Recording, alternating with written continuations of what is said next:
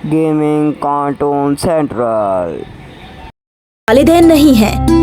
बुद्धू के अंदर कोई चालाकी न होने की वजह से सब उसको बुद्धू ही कहते हैं। बुद्धू गांव के बाहर रेलवे स्टेशन पर चाय की एक दुकान पर काम करता है। बुद्धू सुबह उठा और चाय की दुकान पर सफाई करने लगा। तभी दुकान के मालिक हरिचंद वहां पर तशरीफ लाए। अरे बुद्धू, नागेंद्र नहीं आया? नहीं मालिक, अभी नहीं आया। राज दुकान के सामान का इंतजाम कैसे करें? वो खास चाय पत्ती तो वहीं मिलती है जहाँ से 3 रास्ते मिलते हैं और वो सिर्फ नागेंद्र ही ला सकता है। मालिक, उन रास्तों पे कोई और क्यों नहीं जा सकता? अरे तू बददिमाग है क्या? उस गांव के सिर्फ 3 ही रास्ते हैं, जिसमें पहला रास्ता नदी से होकर जाता है, दूसरा रास्ता कांटों से भरा हुआ है और तीसरा रास्ता आग के अंगारों से भरा हुआ है। फिर नागेंद्र आग में जलता क्यों नहीं है? तू सच में बुद्धू ही है। अरे बेवकूफ, नागेंद्र पहले रास्ते से नदी पार करके जाता है, बाकी 2 रास्ते तो उसके बाप के औकात से बाहर हैं। अच्छा चल, मैं अब रुखसत होता हूँ। नागेंद्र आए तो मुझे बुला लेना। हरिचंद बुद्धू को जिम्मेदारी देकर चला गया।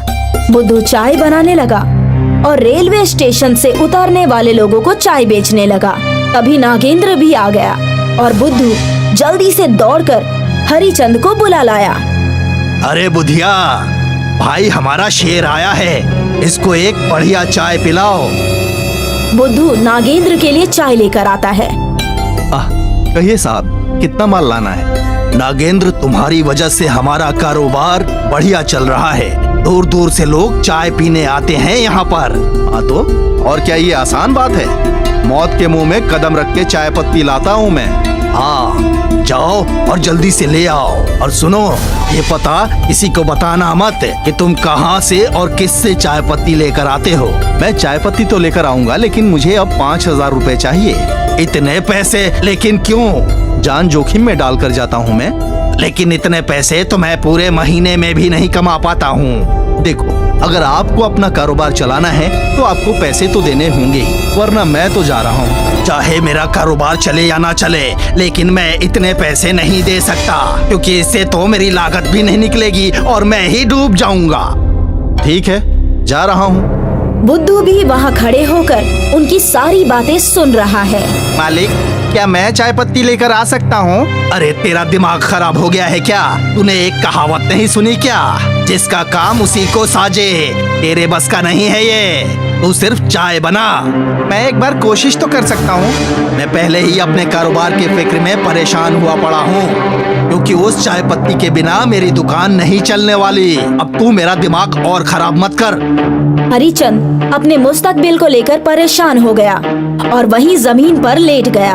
बुद्धू से अपनी मालिक की ये हालत देखी नहीं जा रही थी, क्योंकि बुद्धू ये जानता है कि उसका इस दुनिया में उसके मालिक के अलावा कोई सहारा नहीं है। मैं नाम से बुद्धू हूँ, लेकिन मैं उस जगह पर जाकर दिखाऊंगा। बुद्धू अपने मालिक को बताए बगैर उस गांव की तरफ चल दिया। कुछ दूर चलने के बाद उसको 3 रास्ते नजर आए। पहला रास्ता सीधा जा रहा था, जिस पर नदी है और बहुत पानी भरा है। दूसरा रास्ता दाईं तरफ से है और उस पर बहुत ज्यादा आग है। जब बुद्धू बाईं तरफ देखता है तो डर जाता है, क्योंकि उस तरफ आग के दहकते हुए अंगारे हैं।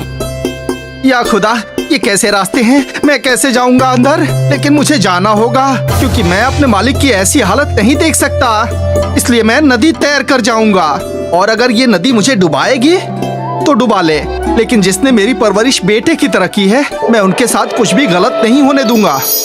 बुद्धू हाथ जोड़कर आंखें बंद करके डरते हुए नदी में कदम रखता है, लेकिन तभी बुद्धू को महसूस होता है कि जैसे नीचे कोई रास्ता है। बुद्धू ने आंखें खोलकर देखा तो उसके पैरों के नीचे रास्ता है। नदी के ऊपर एक रास्ता बन गया। बुद्धू ये देखकर खुशी से उछल गया और उसने बड़ी आसानी से नदी पार कर ली। जब बुद्धू चाय की पत्तियां लेकर वापस आया तो वो रास्ता बोल पड़ा।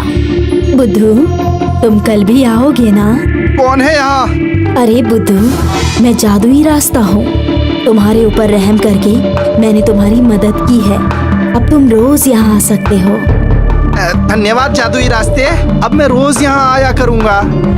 बुद्धू खुशी खुशी दुकान की तरफ चल दिया। बुद्धू हरिचंद को बिना इत्तला किए दुकान से गया था, इसीलिए हरिचंद बहुत गुस्से में था और बुद्धू का बेसब्री से आने का इंतजार कर रहा है। और अभी उसकी नजर मुस्कुराते हुए बुद्धू पर पड़ गई। बुद्धू को मुस्कुराता हुआ देखकर हरिचंद के गुस्से में उबाल आ गया। उसने एक डंडा उठाया और बुद्धू को पीटना शुरू कर दिया। कहाँ गया था? मैं जादुई रास्ते से आपके लिए चाय पत्ती लाने गया था। बुद्धू ने चाय की पत्तियां हरिचंद के हवाले कर दी। ये देखकर हरिचंद को बहुत हैरानी हुई और बहुत रोना भी आ गया। उसने बुद्धू को गले लगा लिया और अपना बेटा मान लिया। ज्यादा पैसों के लालच में नागेंद्र ने खुद अपने पेट पर लात मार ली थी, इसलिए अब उसने बुद्धू पर नजर रखनी शुरू कर दी और एक दिन बुद्धू को जादुई रास्ते के पास रोक लिया। अरे बुद्धू रुको, तुम इसमें डूबकर मर जाओगे।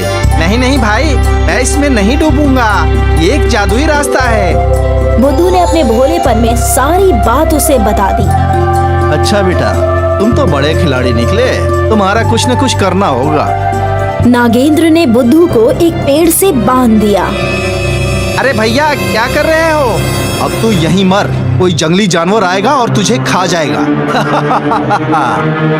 नागेंद्र ने जैसे ही नदी में कदम रखा, नदी ने उसे अपनी तरफ खींच लिया और तीनों रास्ते आपस में मिल गए। अब नागेंद्र आग में जलता रहा और पानी में भी डूबता रहा। कुछ देर तड़पने के बाद उसकी मौत हो गई और रास्तों से आवाज आई, हम तीनों जादुई रास्ते सिर्फ भोले भाले मासूम लोगों पर ही रहम करते, जो भी हमारा चालाकी से नाजायज फायदा उठाता है हम उसका यही हाल करते हैं। आओ बुद्धू, चाय की पत्ती ले जाओ और ये 2 मटके भी उठा लो। बुद्धू हीरे जवाहरात से भरे 2 मटके लेकर दुकान पर पहुंचा और हरिचंद ने 1 महीने में ही एक बड़ा होटल खोल लिया, जिसमें वो चाय उसकी ब्रांड बन गई और बुद्धू का निकाह हो गया। बुद्धू अभी भी उन जादुई रास्तों की मदद से चाय की पत्तियां लेकर आता है, जिसकी वजह से दूर दूर तक उसकी मकबूलियत फैल गई। मीरपुर गांव में बुद्धू रहता था। बुद्धू के वालिदैन नहीं हैं। बुद्धू के अंदर कोई चालाकी न होने की वजह से सब उसको बुद्धू ही कहते हैं। बुद्धू गांव के बाहर रेलवे स्टेशन पर चाय की एक दुकान पर काम करता है। बुद्धू सुबह उठा और चाय की दुकान पर सफाई करने लगा। तभी दुकान के मालिक हरिचंद वहां पर तशरीफ लाए। अरे बुद्धू, नागेंद्र नहीं आया? नहीं मालिक, अभी नहीं आया। राज दुकान के सामान का इंतजाम कैसे करें? वो खास चाय पत्ती तो वहीं मिलती है जहाँ से 3 रास्ते मिलते हैं और वो सिर्फ नागेंद्र ही ला सकता है। मालिक, उन रास्तों पे कोई और क्यों नहीं जा सकता? अरे तू बददिमाग है क्या? उस गांव के सिर्फ 3 ही रास्ते हैं, जिसमें पहला रास्ता नदी से होकर जाता है, दूसरा रास्ता कांटों से भरा हुआ है और तीसरा रास्ता आग के अंगारों से भरा हुआ है। फिर नागेंद्र आग में जलता क्यों नहीं है? तू सच में बुद्धू ही है। अरे बेवकूफ, नागेंद्र पहले रास्ते से नदी पार करके जाता है, बाकी 2 रास्ते तो उसके बाप के औकात से बाहर हैं। अच्छा चल, मैं अब रुखसत होता हूँ, नागेंद्र आए तो मुझे बुला लेना। हरिचंद बुद्धू को जिम्मेदारी देकर चला गया। बुद्धू चाय बनाने लगा और रेलवे स्टेशन से उतरने वाले लोगों को चाय बेचने लगा। तभी नागेंद्र भी आ गया और बुद्धू जल्दी से दौड़कर हरिचंद को बुला लाया। अरे बुधिया भाई, हमारा शेर आया है, इसको एक बढ़िया चाय पिलाओ। बुद्धू नागेंद्र के लिए चाय लेकर आता है। कहिए साहब, कितना माल लाना है? नागेंद्र, तुम्हारी वजह से हमारा कारोबार बढ़िया चल रहा है। दूर दूर से लोग चाय पीने आते हैं यहाँ पर। हाँ तो और क्या ये आसान बात है? मौत के मुंह में कदम रख के चाय पत्ती लाता हूँ मैं। हाँ, जाओ और जल्दी से ले आओ। और सुनो, ये पता किसी को बताना मत कि तुम कहाँ से और किससे चाय पत्ती लेकर आते हो। मैं चाय पत्ती तो लेकर आऊंगा, लेकिन मुझे अब 5000 रुपए चाहिए। इतने पैसे? लेकिन क्यों? जान जोखिम में डालकर जाता हूँ मैं। लेकिन इतने पैसे तो मैं पूरे महीने में भी नहीं कमा पाता हूँ। देखो, अगर आपको अपना कारोबार चलाना है तो आपको पैसे तो देने होंगे, वरना मैं तो जा रहा हूँ। चाहे मेरा कारोबार चले या ना चले, लेकिन मैं इतने पैसे नहीं दे सकता, क्योंकि इससे तो मेरी लागत भी नहीं निकलेगी और मैं ही डूब जाऊंगा। ठीक है, जा रहा हूँ। बुद्धू भी वहाँ खड़े होकर उनकी सारी बातें सुन रहा है। मालिक, क्या मैं चाय पत्ती लेकर आ सकता हूँ? अरे तेरा दिमाग खराब हो गया है क्या? तूने एक कहावत नहीं सुनी क्या? जिसका काम उसी को साजे। तेरे बस का नहीं है ये। तू सिर्फ चाय बना। मैं एक बार कोशिश तो कर सकता हूँ। मैं पहले ही अपने कारोबार की फिक्र में परेशान हुआ पड़ा हूँ, क्योंकि उस चाय पत्ती के बिना मेरी दुकान नहीं चलने वाली। अब तू मेरा दिमाग और खराब मत कर। हरिचंद अपने मुस्तकबिल को लेकर परेशान हो गया और वहीं जमीन पर लेट गया। बुद्धू से अपनी मालिक की ये हालत देखी नहीं जा रही थी, क्योंकि बुद्धू ये जानता है कि उसका इस दुनिया में उसके मालिक के अलावा कोई सहारा नहीं है। मैं नाम से बुद्धू हूँ, लेकिन मैं उस जगह पर जाकर दिखाऊंगा।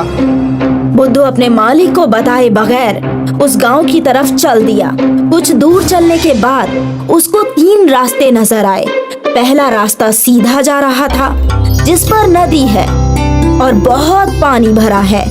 दूसरा रास्ता दाईं तरफ से है और उस पर बहुत ज्यादा आग है। जब बुद्धू बाईं तरफ देखता है तो डर जाता है, क्योंकि उस तरफ आग के दहकते हुए अंगारे हैं।